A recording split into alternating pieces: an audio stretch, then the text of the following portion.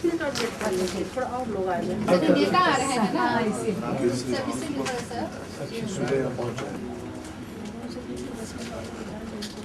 स्मारिका सुरांजलि वाली आ गई क्या? तुम्हारी गाड़ी में आई दृश्य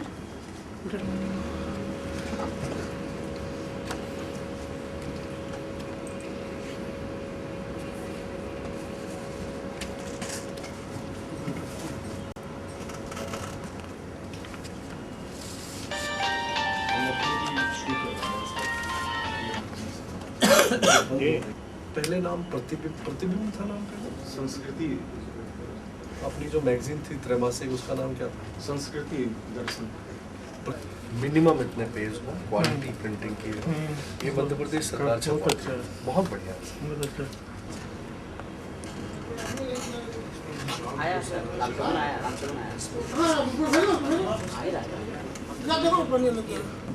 किसने कराया? हम लोग कला संस्कृति से निकल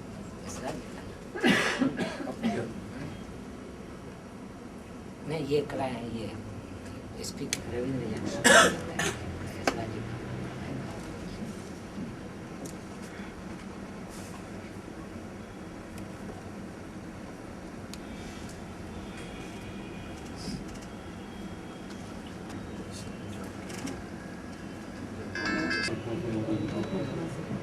नमस्कार, मेरी जुड़ने जा रही है। हमारे यहाँ एक अखिल भारतीय ध्रुपद समारोह होने जा रहा है, उसी के विषय में हम लोग अभी जानकारी प्राप्त करेंगे। हमारे यहाँ हमारे संघ यूपी से आए हुए हैं श्री विवेक शुक्ला जी, और हमारे कला संस्कृति के और भी पदाधिकारी सब हैं। ये संयुक्त सचिव वो कला संस्कृति के वरीय पदाधिकारी सभी मौजूद हैं, जो आपसे रूबरू होंगे और इस बारे में विशेष जानकारी देंगे। और मैं अभी दरख्वास्त करूंगी अपने कला संस्कृति के जो वरीय पदाधिकारी हैं वो इसके बारे में विशेष जानकारी दें। अभी स्वागत है, और हमारे पद्मश्री गजेंद्र बाबू का भी स्वागत है। इस कार्यक्रम पर कुछ प्रकाश डालें हमारे निदेशक महोदय विस्तार से आपसे रूबरू होंगे। इसके पहले संक्षेप में इसकी पृष्ठभूमि पर एक दो बातें मैं बताना चाहूँगा कि आप जानते हैं कि हमारी सरकार और हमारा विभाग कला संस्कृति एवं युवा विभाग संस्कृति के क्षेत्र में भी काफ़ी जोर शोर से आगे बढ़ रहा है और नाम कर रहा है। और इसी क्रम में उत्तर मध्य क्षेत्रीय सांस्कृतिक सेंटर केंद्र जो हमारा इलाहाबाद में है, और जहाँ के डायरेक्टर निदेशक महोदय है श्री आनंद वर्धन शुक्ला जी, जो हमारे बीच में हैं, जो इसके प्रति संस्कृति के इंटर स्प्रेड के लिए, अंतर स्थानांतरण के लिए, एक दूसरे प्रांतों में फैलाव करने के लिए काफ़ी सक्रिय है। और उसी क्रम में हमारे राज्य में, हमारे पटना में आपसे रूबरू होंगे और आपको बताएंगे। कला संस्कृति विभाग बिहार सरकार। मुझे ये कहते हुए बहुत ही हर्ष हो रहा है कि हमारे बीच में परम श्रद्धेय पद्मश्री गजेंद्र नारायण सिंह जी विराजमान हैं। मैं उनको प्रणाम करता हूँ। आप सभी प्रेस के बंधुओं का, बहनों का मैं स्वागत करता हूँ। मुख्य रूप से तो ये प्रेस कॉन्फ्रेंस बिहार के कला संस्कृति एवं युवा विभाग की तरफ से बुलाई गई है, और चूंकि मैं यहाँ पर हूँ तो मैं अपना सौभाग्य समझता हूँ कि मैं आपको इस योजना का थोड़ा सा परिचय दूँ। ध्रुपद के बारे में थोड़ी सी जानकारी देने के लिए मैं आदरणीय गजेंद्र नारायण सिंह जी से निवेदन करूँगा कि ध्रुपद की जानकारी वो आपको देंगे, लेकिन उसके पहले मैं कार्यक्रम की रूपरेखा में आपको बता दूँ। हमारा जो केंद्र है उत्तर मध्य क्षेत्र सांस्कृतिक केंद्र, उसका मुख्यालय दिल्ली में है और स्थानीय कार्यालय हमारा इलाहाबाद, लखनऊ और जयपुर में भी है। कुछ हमारे अधिकारी वहाँ भी रहते हैं। इन दिनों चूंकि कॉमनवेल्थ गेम्स का कार्यक्रम ज़्यादा चल रहा है, इसलिए ज़्यादातर हमें दिल्ली रहना पड़ता है, क्योंकि दिल्ली स्टेट भी हमारे पास है। हमारे कुल राज्य हैं हिंदी भाषी क्षेत्र, पूरा एक्चुअल वास्तव में हमारे पास है उत्तर प्रदेश, बिहार, मध्य प्रदेश, राजस्थान, हरियाणा, उत्तराखंड और दिल्ली। मुख्य रूप से हिंदी भाषा भाषी राज्य है। हर राज्य में हम समान रूप से गतिविधियां पूरे वर्ष फैलाते हैं, और मुख्य रूप से हमारा काम लोक संस्कृति, लोकगीत, लोक संस्कृति को बढ़ावा देना है, और साथ में कुछ 20-25% क्लासिकल या शास्त्रीय भी हम लोग कार्यक्रम करवाते हैं और देखते हैं। हमारी एक गवर्निंग बॉडी होती है जो शासी निकाय है हमारा, उसमें पंडित गजेंद्र नारायण सिंह जी उसके ऑनरेरी मेंबर हैं बिहार गवर्नमेंट की तरफ से। और अगर मैं संक्षिप्त में कहूँ तो अखिल भारतीय ध्रुपद समारोह की भूमिका गत वर्ष जो शासी निकाय की मीटिंग थी उसी में बन गई थी, और उसके प्रणेता और जनक पद्मश्री गजेंद्र नारायण सिंह जी ही थे।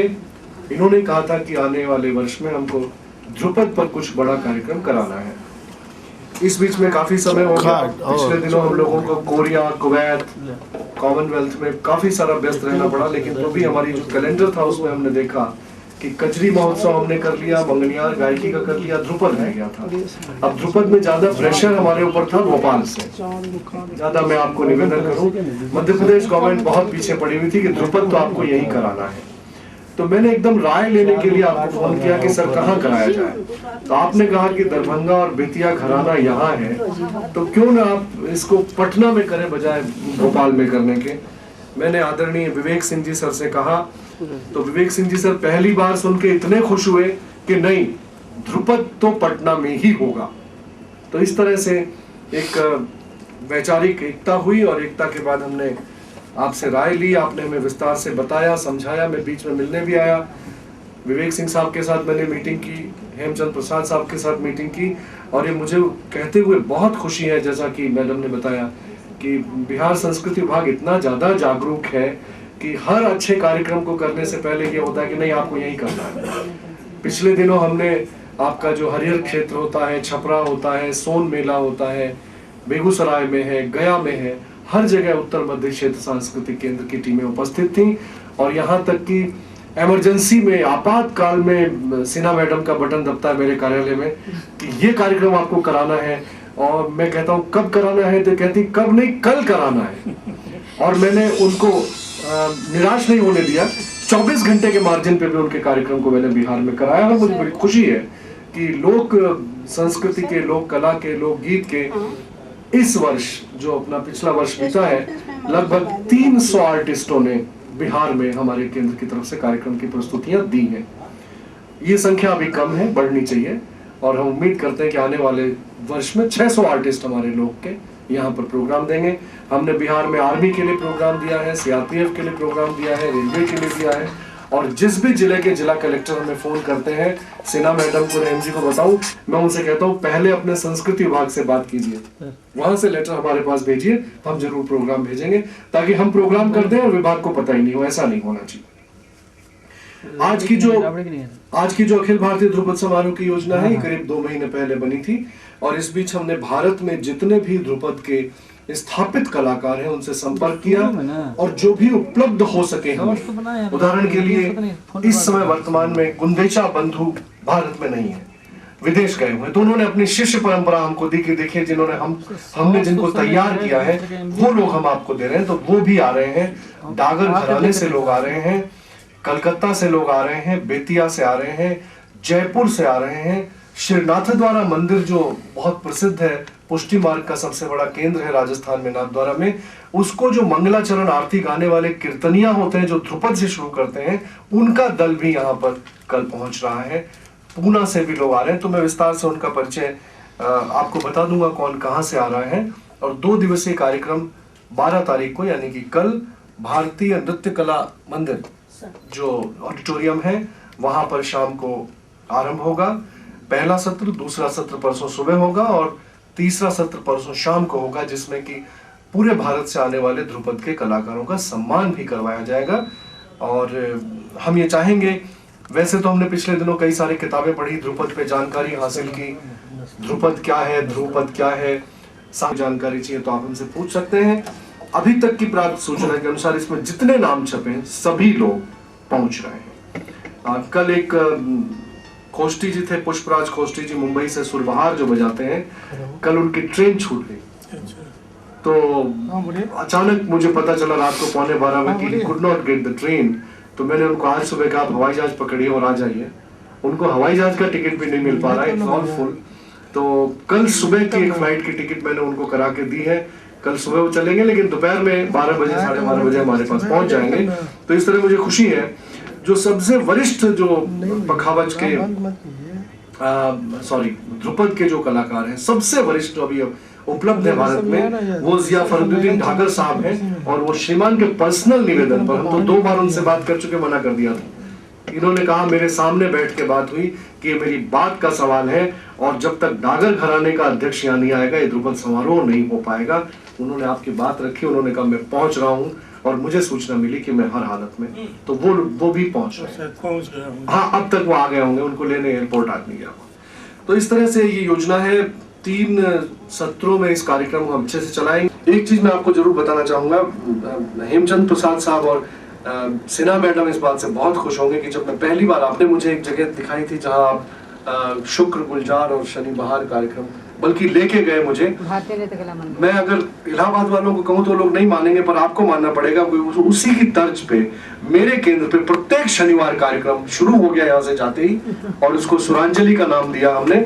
और सुरांजलि आज इतनी प्रसिद्ध हो गई हमारे यहाँ कि अब तक लगभग 200 आर्टिस्ट सुरांजलि में परफॉर्म कर चुके हैं। एक दिन कम से कम 4 या 5 लोग परफॉर्म करते हैं। वो फोक के भी होते हैं, क्लासिकल के भी होते हैं, कथक के भी होते हैं, लोक नृत्य के भी होते हैं। उनकी पूरी हम डॉक्यूमेंटेशन कर रहे हैं, उनका वीडियो रिकॉर्डिंग हो रहा है। वो नए कलाकार हैं जिनको कोई मंच नहीं देता, हम कहते हैं सीधे आइए मंच हम आपको देंगे, और उनको हम सेलेक्ट करके, उनको चयनित करके और उनको आगे दूसरे प्रोग्राम में भेज रहे हैं। और यहाँ तक भेज रहे हैं कि हमारी सुरांजलि के कलाकार विदेश भी जा चुके। तो इतना हम, ये प्रेरणा हमें पटना से मिली। ये कहते थे विवेक सिंह जी की, पूरे साल इंतजार क्यों करते हो कार्यक्रम का भाई। और शुरू में जैसे होता है ना कि अच्छी चीज की आदत डालनी जाती है, लोग बुरी चीज की आदत डाल देते हैं, लोग खैनी खाने की आदत डाल देते हैं। हमने इलाहाबाद के लोगों को सुरांजलि सुनने की आदत डाल दी। अब हमारा ऑडिटोरियम फुल होने लग गया प्रत्येक शनिवार। तो ये कार्यक्रम का विवरण है। अब मैं निवेदन करूंगा आदरणीय पद्मश्री गजेंद्र नारायण सिंह जी से। ये मैं आपको बता दूं, महामहिम राज्यपाल उत्तर प्रदेश श्री BL जोशी साहब कल इसका उद्घाटन करेंगे, जो हमारे उत्तर मध्य क्षेत्र सांस्कृतिक केंद्र के अध्यक्ष भी हैं। और माननीय रेणु जी, जो आपके यहाँ कला और संस्कृति विभाग की मंत्री हैं, वो विशिष्ट अतिथि हैं कल के कार्यक्रम की। परसों सवेरे के सत्र में रेणु जी मुख्य अतिथि हैं और सायंकालीन सत्र में आपके बिहार के उप मुख्यमंत्री सुशील कुमार जी मोदी हमारे मुख्य अतिथि हैं, जिनके द्वारा सभी कलाकारों का सम्मान भी किया जाएगा। और हम चाहेंगे कि जो कलाकार पूरे भारत से आ रहे हैं, भले वो आपके घर से आ रहे हैं, पटना से आ रहे हैं, बेतिया से आ रहे हैं, कलकत्ता से आ रहे हैं, जयपुर से आ रहे हैं, उनको लगे कि पटना नगर ने हमें बहुत सम्मान दिया, पटना नगर ने हमें एक पहचान दी। किसी पहचान के मोहताज नहीं है, लेकिन पटना के साथ उनका जुड़ना एक नई पहचान है। तो इसके साथ ही मैं अपनी बात खत्म करता हूँ। अब गजेंद्र नारायण सिंह जी अपनी बात कहेंगे ध्रुपद के बारे में। ध्रुपद क्या है, ध्रुपद का औचित्य क्या है, क्यों गाया जाता है, कैसे और कब गाया जाता है, थोड़ा सा परिचय, फिर अपन सवाल जवाब। इसके लिए इनको आप सबों की तरफ से धन्यवाद देता हूँ। और इनसे पहले दफ़ा जब मेरी मुलाकात हुई शासी निकाय की बैठक में राजभवन उत्तर प्रदेश में, तो इनका जो जोश खरोश मैंने देखा। बैठक के उपरांत इन्होंने कला से संबद्ध हम जितने सदस्य थे उनकी अलग से एक बैठक की इन्होंने, और हमसे जो भी विमर्श इनका हुआ सबको इन्होंने नोट किया। तो ये देख करके हम बड़े उत्साहित हुए। मैं 1986 के वर्ष में जाता हूँ। इसके पहले कि मैं ध्रुपद के विषय में कुछ आपसे निवेदन करूँ, उन्हें ज़्यादा से ज़्यादा लोगों के बीच लाया जाना चाहिए। तो तत्कालीन जो संस्कृति मंत्री थे अर्जुन विक्रम शाह, उन्होंने तत्काल मेरे प्रस्ताव को स्वीकृति दी और 75,000 रुपया सैंक्शन हुआ ध्रुपद समारोह के लिए। दरभंगा से हमने श्री गणेश किया, क्योंकि पंडित रामचंद्र मल्लिक जो हमारे बड़े एक प्रेरणा स्रोत थे और दरभंगा घराने के गौरव पुरुष थे, उनकी प्रेरणा से ही सारी बातें हो रही थी। तो हमने निर्णय किया जो दरभंगे से ही श्री गणेश किया जाए। और आनंद बाग पैलेस के दरबार हॉल में हमने 3 दिनों का अखिल भारतीय ध्रुपद महोत्सव वहाँ से श्री गणेश किया, जिसमें कि सारे भारत के ध्रुपद गायक, वीणकार, पखावज वादक सभी उसमें, शायद ही कोई बचा हो। और जितने लोगों ने उसमें शिरकत की, सभी लोगों ने कहा जो हम लोग देश विदेश सब जगह जाते हैं, लेकिन ऐसा ऐतिहासिक ध्रुपद समारोह हमारे जीवन में पहले कभी नहीं हुआ था। ये श्रेय बिहार को प्राप्त हुआ। और फिर 1988 में हमने बेतिया में, ये बेतिया राज के पराभव के बाद वो विस्मृति के गर्भ में चला गया था वो घराना। वो सबसे अभी जितने प्रचलित घराने हैं उसमें सबसे पुराना घराना वही है, शाहजहां के वक्त का है वो। तो और गुमनामी में वहाँ के ध्रुपद ये चले गए थे, क्योंकि दुनिया क्या है इससे उनको कभी सरोकार नहीं हुआ था। तो जब 88 में मैं गया बेतिया, उस वक्त वहाँ का जो राज्य सरकार का जो पथ निर्माण विभाग का कार्यालय था उसमें चौकीदारी का काम वो करते थे।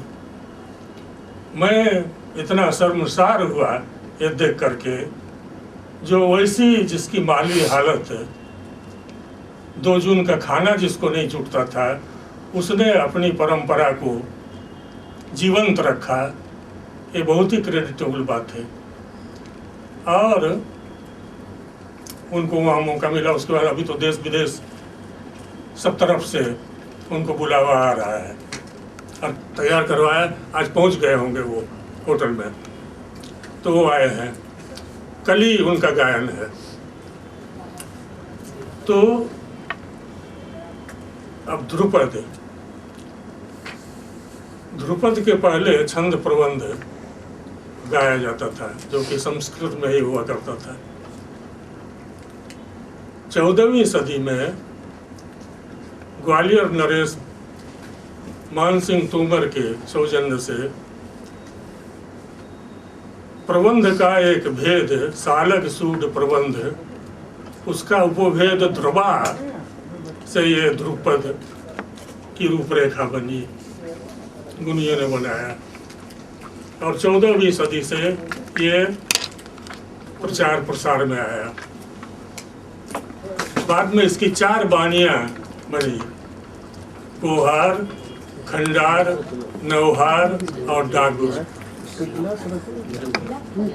एक पुराने बुजुर्गों से कविता सुनने को मिलता था, जो सांस बड़ी गोहारी की, जोर जोर से खंडार गावे, नौहारी अद्भुत छवि दर्शावे, अलापचारी डागुर बानी की। ये पुराने बुजुर्ग बतलाया करते थे। तो गोहारी बानी, गोहार मोती को बोलते हैं। मोती के जैसा शुभ्र स्वच्छ, वो शांत रस का होता है, इसीलिए सांस बड़ी, मींड का काम उसमें ज्यादा होता है। और ध्रुव का अर्थ होता है अचल, तो उसमें लयकारी वर्जित है। धमार में लयकारी होती है।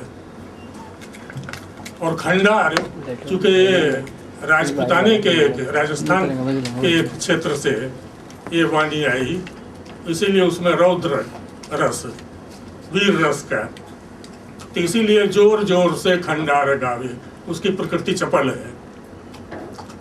और नौहारी जो है उसमें सरप्राइज एलिमेंट जो है, गाने बजाने का जो ये आकस्मिकता का जो पुट होता है, ये क्लाइम उसमें ज़्यादा है। आगरा घराना ख्याल के पहले ध्रुपद का ही घराना था वो नौहारी बानी का। और डागुर आलापचारी के लिए प्रसिद्ध है। ये वर्तमान जो डागुर घराने के लोग हैं, ये लोग मोहम्मद शाह रंगीले मुगल डुमराव का ऑलमोस्ट डिफंक्ट हो गया है। डुमराव घराने के ही छितिपाल मल्लिक थे, वो दरभंगा चले गए। वहाँ दरबार में वो दरबारी गवैये हुए, सम्मान मिला उनको। और उनको गंगदह एक गांव महाराजा ने दिया रहने के लिए। तो ये प्रचलित घराना जो दरभंगा का है, जिसमें कि राम चतुर मल्लिक, अभी इसमें जो आ रहे हैं आपके राम कुमार मल्लिक और प्रेम कुमार मल्लिक, ये सारे लोग दरभंगा, उनको अमता गांव दिया गया। तो इस तरह से ये जो ध्रुपद के घराने हैं, वर्तमान डागर घराना, और दरभंगा घराना ये 200-250 वर्षों का है। इसके अलावे हवेली संगीत का तो जैसा कि हमने बताया आपको, फिर पंजाब में एक तलवंडी घराना हुआ करता था, वो भी आजकल सुनने को नहीं मिलता है। फिर ये डाकुर लोग हैं, मतलब उसी परिधि के अंदर वो जो भी क्रिएटिविटी शो करेंगे सो उसी के अंदर रख के। तो हर घराने का अपना एक विशिष्ट स्वरूप है, उसकी विशेषता है, वो भी आप इसमें देखेंगे और सुनेंगे। तो ये मोटा मोटी आपको हमने बतलाया। और प्रसन्नता की बात है जो पुष्पराज गोष्ठी भी पधार रहे हैं। सुरबहार जो है ये ध्रुपदांग ही है, ध्रुपद के अंग से ही वादन होता है इसका, वीण के अंग से, वीणा के अंग से। तो ध्रुपद के साथ पखावज बजता है, मृदंग और वीणा ससंगत। तो ये तीनों आदि गेय और वादन के ये तीनों हैं। अब पखावज के घराने दो विशिष्ट घराने हुए, एक उदय सिंह जी का, तो दतिया नरेश मध्य प्रदेश में भवानी सिंह जी के उस्ताद हुआ करते थे। के वादक ये उद्धव सिंधे, इनके पिताजी को 89 में हमने बुलाया था, शंकर राव सिंधे जी को पूना से। तो ये उद्धव सिंधे और सुखद मुंडे ये नाना पानसे घराने के हैं।